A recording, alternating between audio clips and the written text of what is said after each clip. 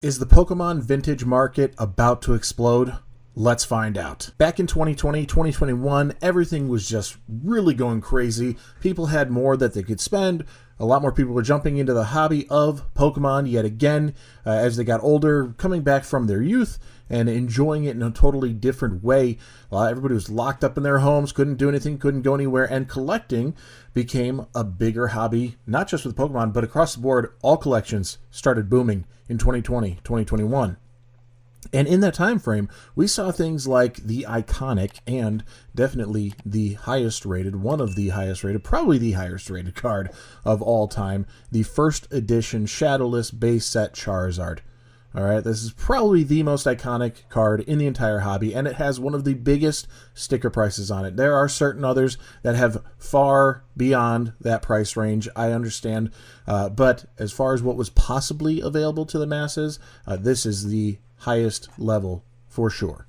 When you get into it, you're looking at these peaks of a whopping almost $500,000 for this card in a PSA 10 back in August of 2021. We've seen some other valleys here in the 65, 100,000, back up, spiking again in the 310, back down 73, 74, back up 306. Do you see how the down is coming up a little bit and the up is coming down a little bit? Interesting how over time things start leveling out and the differences of hypes happening here, all right?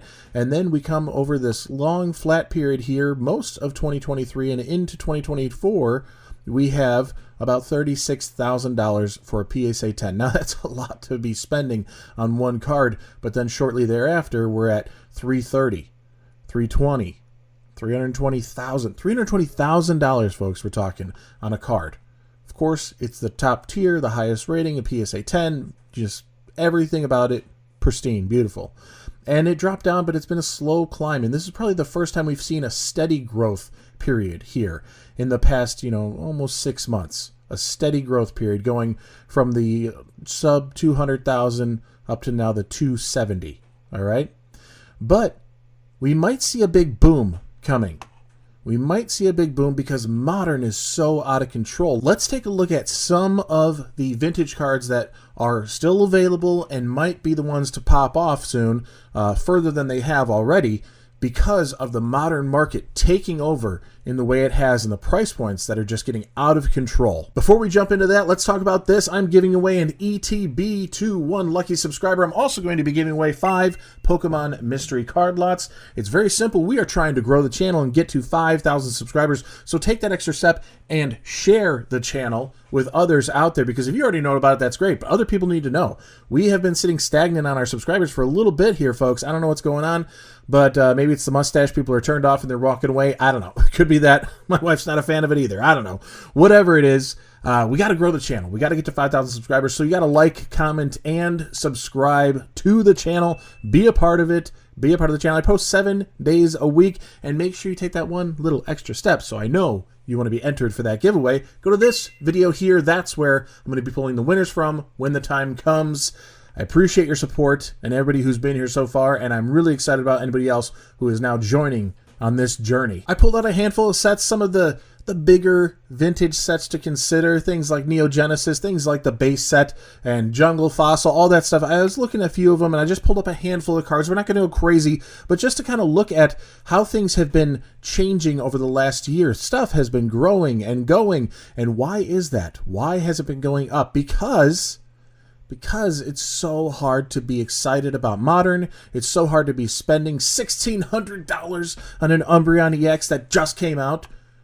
So if you're going to be spending that kind of money, why not go off and get something a little bit more amazing here on Near Mint Unlimited, meaning non-first edition, Holo of Lugia, all right? $245 would have been okay, but even at $350, it's not horrible considering what you're competing with in Modern market today.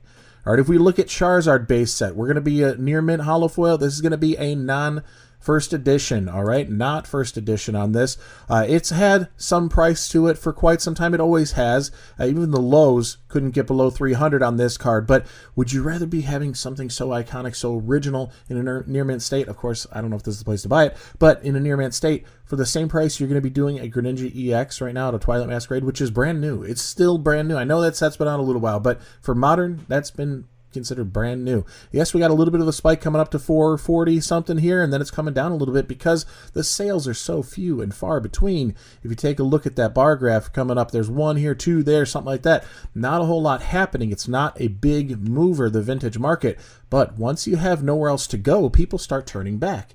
They turn back to things like Dragonite out of Fossil, all right? Again, this is going to be an unlimited version here, right there. Unlimited being non-first edition. First edition stamp is the first wave. They did this originally. They removed the stamp, so that wouldn't be there, and that would be the unlimited version. Well, time changes everything, and they certainly are limited, especially in near mint. And it's been a steady growth in the past few months, but over the last year, it's only been the past few months that growth has occurred. And we're only just getting up to that $100 mark. So this hasn't been overly expensive when compared to Modern. When compared to Modern. When compared to Modern. I said it 3 times. It must be existing in our lives now today that is a true statement because Modern has gotten so crazy. I specify so harshly on that because these are not small numbers by any means. If you're a kid getting into the hobby, if you're a parent doing this with your children, these are crazy numbers. $100 for one card? These are crazy numbers. This is still insane. That's a lot of money to a lot of people, all right? That's a lot of money to be dishing out. And you can't have them all. You don't need them all. But if there's a certain Pokemon that really speaks to you, that you really like, that you want in your collection, this may be a better way to go before it goes crazy. Now, I'm not going to predict the future and tell you that Modern is going to pop off like mad. However, if history tells us anything, because of the modern Pokemon market shooting up so high that vintage, did I say Modern earlier? I meant vintage. I'm sorry, the vintage market won't be popping off so bad. But if history tells us anything, it will. It will follow in the footsteps of the hype and the craze going on right now. All right, we have the Typhlosion sitting back at a $100 card. Again, expensive card, but now we're getting up to that $175 here recently with a sale, all right, $175 in that price range for a near mint unlimited version there. We have a couple more to look at here just for the kind of the crazy price range here. Base set 2 Charizard, you could save a little bit, but it's really not that much in comparison. Putting it in the 220, 230 range here, a little dip back there, okay. We dipped down to as low as like 215, 218, something like that, and we've climbed up and then since come back down just under that $300 mark, even still, for the base set 2. Now, base set 2 wasn't as popular when it first came out, but I think it's grown on a lot of people, and because it didn't have that popularity in the first place, it's become a little bit more difficult to find them even than their base set counterparts. So something to consider as another alternative. There's a certain level of rarity behind certain sets. With the Team Rocket set on the horizon, I would surely expect that anything Rocket related to be going up. I would expect that. We're at $110 right now for the Dark Dragonite Holo out of Team Rocket set from back in the day. It was the last set I really chased as a kid going into it and got a near complete set there. It is kind of something that would be interesting to go and fill in the blanks. I got the big ones, which is the best part there. Thank goodness, the most expensive part. I got the big ones done, but it would be nice to kind of chase and complete that set a little bit from my youth. There's $75 in the range there. 75 came down a little bit in the 70, back up to 75 here, and then a little spike. Just this is the attention turning, you know, oh man, I can't handle Surging Sparks. It's too much. I can't get into Prismatic Evolutions. It's insane. There's no way that I'm going to be pushing for Journey Together, which is somewhat of a lackluster set at first glance and really shouldn't be, you know, fetching these enormous prices that we have here. Last of the higher tier ones is going to be a Gengar out of Fossil. Popular Pokemon. Why wouldn't you want it? And we're still kind of looking at not a horrible price. 75, is that right? Nah, 178 here. What is that low one going there? Near mint. What does that mean? Edge flaw. I don't know. I don't know if that's really an edge flaw. And that seems suspiciously low. So, got to be careful. I don't know. You got to look out for that stuff. There's a picture. You can dig into it if you want. 75 on market price. Doesn't sound right. Sounds like people are listing a little higher because the market, with these few sales happening, it's been climbing. And then what happens? People list a lot higher. Hey, if it's shooting up this much, maybe they'll go that far. with a few listings, there's only 13 available, all right? With 13 available, you can kind of set the price and push the tone of the market wherever you want. So, you know, you gotta do a little research, see what's going on. I pulled up some things that are a little bit more in the affordable range for right now.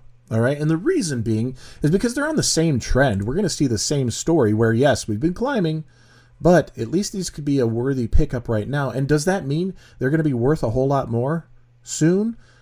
No, it doesn't mean that. You can't guarantee it, but there's a chance that there's a lot of room to grow still. Now, I wish I could pull this back to, 5 years or so ago, just so you can see what things are doing. You can do your research and dig into it card by card if you'd like. I don't have the time to do that with all of these, but just to show you that the trend is up for sure, and the fact that there may be potential to be picking these things up at a little bit more reasonable prices. Probably we're in the $27 range. All right, or Polyrath. Sorry, I always liked Polyrath. I feel like he was really underrated. People didn't like him. I always liked Polyrath for some reason. But my goodness, looking at this, what is it? Dark Weezing? A Dark Weezing? Nearman Holofoil? Under $10? Folks, come on. That's pretty interesting. That's pretty interesting on the heels of what's going to be surely a highly sought-after set in Team Rocket. This boom is not over, and I don't think it's going to be slowing down very quickly. Gyarados out of base set 2, coming in about $20 there. Same trend we're seeing just recently. People are turning their attention back towards your vintage, and I don't know if that's on everyone's radar. I don't know if you've thought about that. Maybe there's cards in the past, and it's hard because we do kind of get on that hype train. $27 on a Raichu base set 2. We do get on that hype train of, I got to have what's going on, what's hot right now. Would you rather spend $100 on an ATB from Prismatic? Would you rather spend $100 and get 4 base set holos right now? I mean, you're not going to get 4 pulls out of an ETB from Prismatic, it seems like, because pull rates are just awful, absolutely horrific. But same kind of price, we're talking secondary market all across the board here, but same kind of price, and you can get at least 4 classic holos out of the base set, or base set 2, jungle maybe, perhaps out of fossil, wherever you want to do the looking around, but all same, all looking on that upward trend, especially recently in the past couple months here. $24, $25 on a Pidgeot base set 2. That is a little disclaimer there because the jungle version of that Pidgeot is going to go a little bit higher there. Base set 2 on the Ninetales coming in at like $22 here. But again, same chart all the way across the board. So interesting thing. Keep your eyes open, looking for the vintage and seeing what that market's looking like for you and your collection journey. And with all of that to consider, I think this Brilliant Stars ETB would be fun to open. I don't know, maybe you want to leave it sealed because we're stepping away from Sword and Shield quite a bit here, that this is not outside of modern, but becoming more difficult to acquire. So I'm giving this away, or Pokemon Center version. Look at the description below. There's more details on that. I'm also going to do the 5 Pokemon mystery card lots. So take a look and see on those. The goal is 5,000 subscribers. I'd really appreciate your support in getting there and growing the channel as soon as possible. I'm tempted to do some insane giveaway, just like nuts. I'm talking stupid, like Fusion Strike Booster Box giveaway or Evolving Skies Booster Box giveaway, but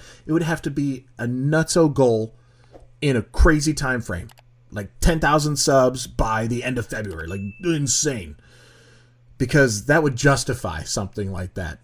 So comment down below and let me know if you'd be interested in something like that, because I'm tempted to try that and see what could happen. I really want this channel to grow. I think it's worth it. I post 7 days a week. And with that, I'll see you tomorrow. Peace.